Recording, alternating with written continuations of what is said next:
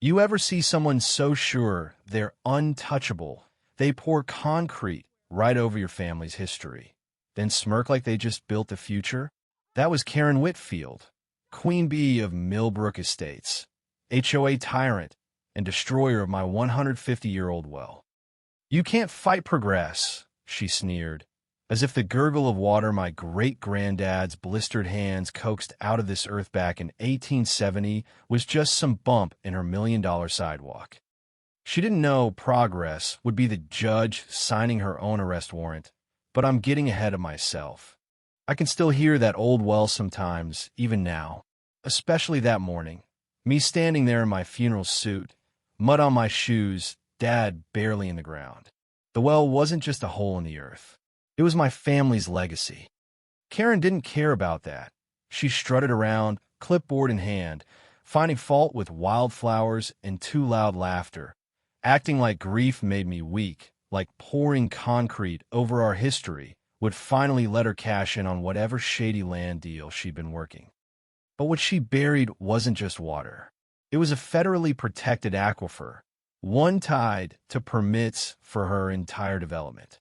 That concrete wasn't progress. It was evidence of environmental fraud, of a $200,000 embezzlement scheme I'd been quietly untangling for years. All it took was one call to the EPA, and her empire started to crumble. But let's back up. I'm Jake Morrison, 52 years old, battle-weary but not by choice. All I ever wanted was to grow tomatoes good enough to make my grandmother proud and look after my dad. Our families had this little slice of paradise, 5 acres of stubborn independence, since before Millbrook was anything more than a rumor and a field of dandelions. My grandfather, God rest his ornery soul, dug that well, or at least bought it from the fella who did, back in the day. The old white farmhouse, wraparound porch caving in just right, prized tomatoes, chicken coop older than half the presidents I remember, apple trees that'll drop a snack right into your hand come September. This place had a soul. Here's the kicker. We were here first. Our deed predates the HOA by 40 years. When Millbrook Estates cropped up around us in the 80s, my family's land got grandfathered in, legal as sunrise and just as stubborn. While everyone else polished their identical mailboxes, our place stayed itself, a little wild, a little loud, but real. I moved back after Dad's stroke. 2 years watching the strongest man I ever knew fade away, counting pills, driving to doctor's appointments that never once brought good news. When he passed, the property came to me, and so did a big, fat target. That's when Karen Whitfield came marching in, the worst kind of neighbor, now armed with a real estate license and delusions of grandeur. Blonde hair that never moved, pearls probably worth more than my truck, and a white BMW she parked sideways just to prove she could. Her McMansion glared at me from the development's entrance. I have arrived, it seemed to say, in the same tone Karen used to measure grass with a ruler and hand out fines for bird feeders and unsightly vegetable gardens. A week after the funeral, I got my first violation notice. Unsightly agricultural structures. That would be my granddad's chicken coop. Next, non-conforming landscaping. My grandma's tomatoes, apparently an affront to the community. Then, unauthorized water source. The well. Our well. The same one that had been legal since before Karen was even born. Each came with a $500 fine. 3 violations. $1,500. But the real punch was her handwritten note. Time to join the 21st century, or move somewhere more suitable. Should have seen it coming. The violation notices were just the opening act. The smell of diesel and wet cement hit me before the concrete truck rounded the bend. Standing there in my funeral suit, watching them pour death over my family's history. My hands shook, not from grief, but from a rising fury. This wasn't about rules. It was war. What do you do when someone tries to erase your family's legacy while you're still burying your father? You call the authorities, sure, but you also start plotting. I headed to city code enforcement. Steve, the guy behind the counter, looked like he'd rather be ice fishing. "The well's legal," he mumbled, eyes glazed. File a complaint. Next stop, police station. The cop didn't even look up. Civil matter. Lawyer up. That's how the system works. Favor whoever's got the most money and patience. Karen's next move? An email blast to the whole development. Health hazards, she warned, complete with photos and little red arrows pointing at my garden, my coop, and the place the well used to be. Scare tactics, claiming I was breeding mosquitoes, attracting rodents, dragging down property values. She called an emergency HOA meeting for Friday night. Room packed, neighbors anxious, Karen holding court with a slideshow of before and after photos, my deterioration next to their manicured lawns. No one dared speak up. She'd weaponized the HOA.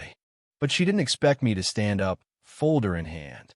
Excuse me, Karen, but I think you forgot something. I read from the original covenants. All pre-existing structures are grandfathered in perpetuity. Held up my granddad's deed. We were here first. We never joined your HOA. You built around us. Karen went redder than a boiled lobster. Those old papers don't mean anything. Tell it to the county. I shot back. I filed a complaint with the Attorney General this morning. And here's a twist. You've been operating without municipal registration for 3 years. The room buzzed. Karen's spell started to break. She didn't handle public humiliation well.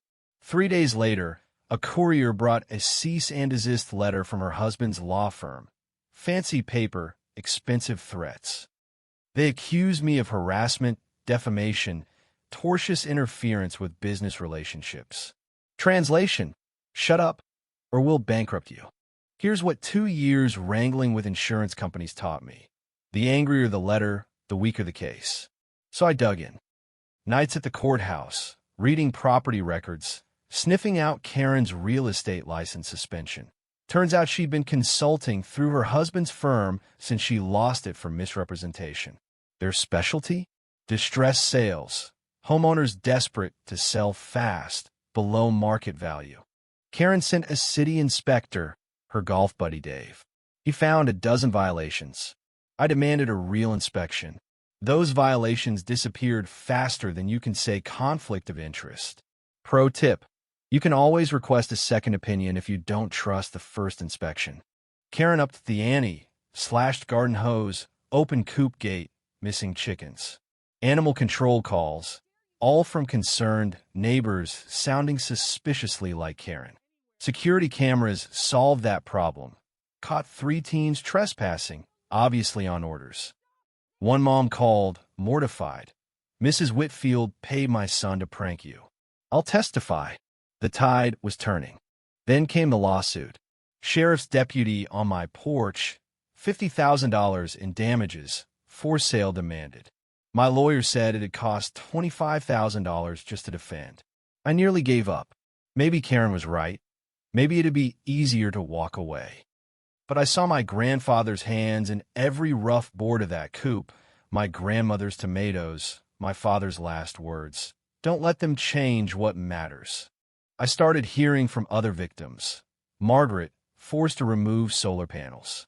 Bob, fined for parking his truck at home. Sarah, harassed for her vegetable garden.